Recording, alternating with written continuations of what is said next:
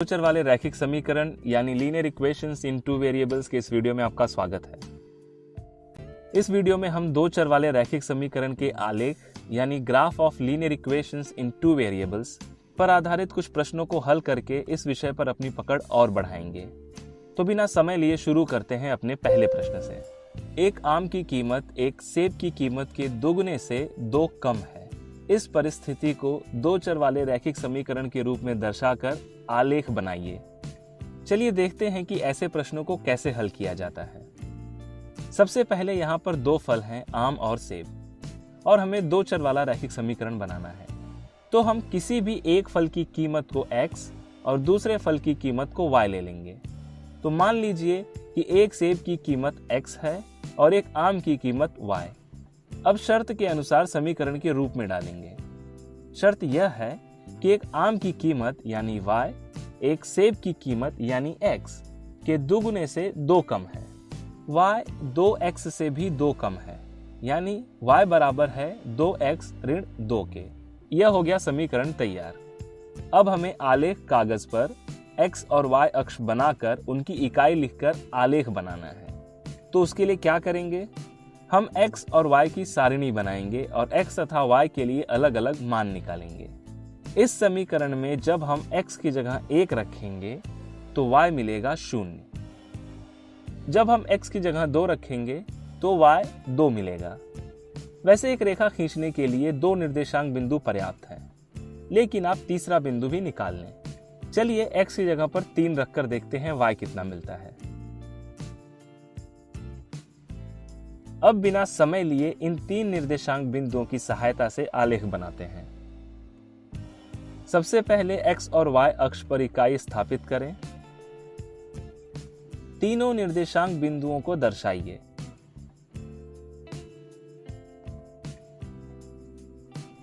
इन बिंदुओं से होकर जाने वाली रेखा बनाइए और यह होगा समीकरण y बराबर 2x ऋण 2 से बना आलेख। अब लेते हैं अगला प्रश्न। यह बताइए कि एक बिंदु से होकर कितनी रेखाएं खींची जा सकती हैं तथा बिंदु 3,15 से होकर जाने वाली 2 रेखाओं के समीकरण लिखिए। तो सबसे पहले एक बिंदु से अनगिनत रेखाएं खींची जा सकती हैं, और जब अनगिनत रेखाएं खींची जा सकती हैं तो हमें तो बस ऐसी 2 रेखाओं के समीकरण लिखने हैं जो बिंदु 3,15 से होकर गुजरती है। क्या यह प्रश्न मुश्किल लग रहा है? इस प्रकार के प्रश्नों का उत्तर हमें दिए गए बिंदु से ही मिलता है। यह बिंदु x और y के निर्देशांक हैं। तो अगर इन्हें हम ध्यान से देखें तो क्या ऐसा कह सकते हैं कि x जब 3 है तब y 15 है, यानी y x का 5 गुना है। y बराबर 5x। तो इस प्रकार पहला समीकरण बन गया।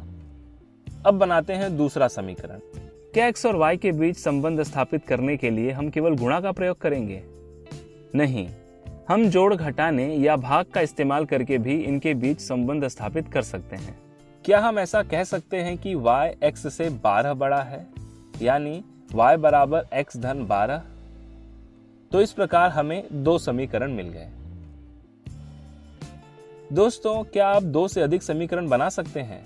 क्या इनके बीच कोई और संबंध स्थापित हो सकता है? जैसा कि हमने अभी कहा कि एक बिंदु से अनगिनत रेखाएं खींची जा सकती हैं, तो इनके बीच अनगिनत संबंध स्थापित हो सकते हैं। आप वीडियो पॉज करके और भी समीकरण बनाने की कोशिश कर सकते हैं।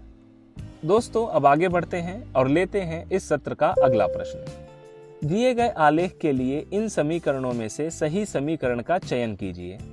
यह सबसे आसान प्रश्न है।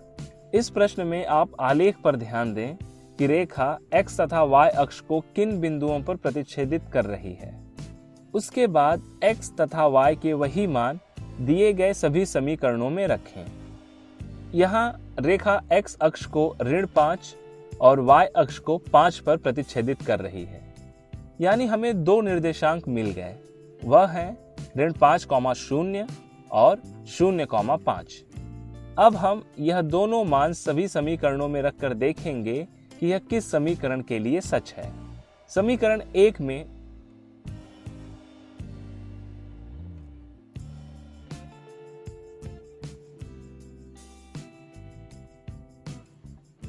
यह दोनों निर्देशांक रखने पर समीकरण संतुष्ट नहीं हो रहा है।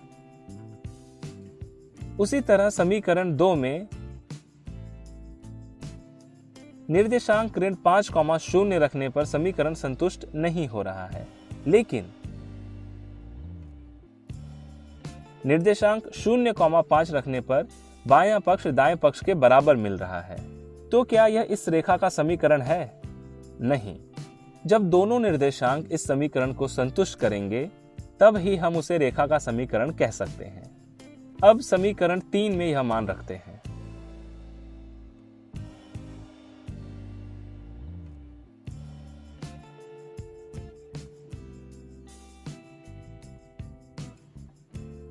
हमें दोनों ही निर्देशांक के लिए बायां पक्ष दाएं पक्ष के बराबर मिल रहा है, यानी समीकरण 3 इस आलेख का समीकरण है। तो दोस्तों, आज के वीडियो में बस इतना ही। इस वीडियो में हमने 2 चर वाले रैखिक समीकरण के आलेख पर आधारित कुछ प्रश्नों को हल किया। अब मिलते हैं अगले वीडियो में कुछ और प्रश्नों के साथ। धन्यवाद।